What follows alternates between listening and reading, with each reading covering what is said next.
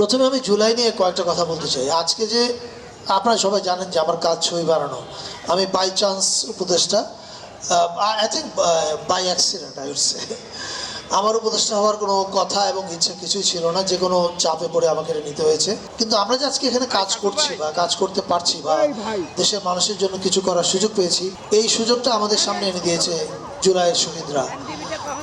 এবং এর আগে গত 16-17 বছর যারা গণতান্ত্রিক আন্দোলনে অংশ নিয়েছে, প্রাণ হারিয়েছে, কেউ অনেকে গুম হয়েছে, তারা প্রত্যেকে, এবং আমি তাদের সবাইকে শ্রদ্ধার সাথে স্মরণ করতে চাই। এবারের আন্দোলনের আপনারা যদি একটা গুণগত বা একটা চরিত্রের পরিবর্তন যদি দেখি, আমরা কয়েকটা পরিবর্তন।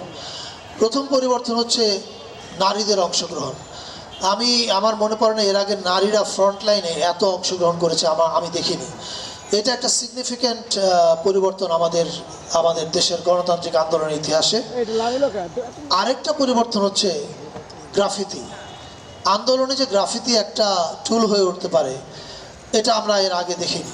এই যে আমাদের নতুন বাংলাদেশের নতুন সৃজনশীলতা নতুন আন্দোলনে যুক্ত হয়েছে, এটাও আমাদেরকে নতুন বাংলাদেশের দিকে এগিয়ে দিয়েছে বলে আমার ধারণা। পাশাপাশি আমি স্টালিন ভাই একটু উল্লেখ করেছেন যে কবির কথা। আপনি দেখবেন যে এবারের আন্দোলনে কবি নজরুল নতুনভাবে আবিষ্কৃত হয়েছে। নজরুলের কবিতা বিভিন্ন জায়গায় দেয়ালে লেখা হয়েছে, স্লোগানে এসছে, গানে এসছে। এমনকি মানে এখনকার সময়ের কবিদের মধ্যেও কবিতা, আমি যেমন হাসান রুবায়েদের কবিতা বলতে পারি। হাসান রুবায়েদের কবিতা দেয়ালে দেয়ালে দেখা গেছে, আন্দোলনের সময় দেখা গেছে, এমনকি হাসিনা পালিয়ে দিল্লি চলে যাওয়ার পরেও দেখা গেছে।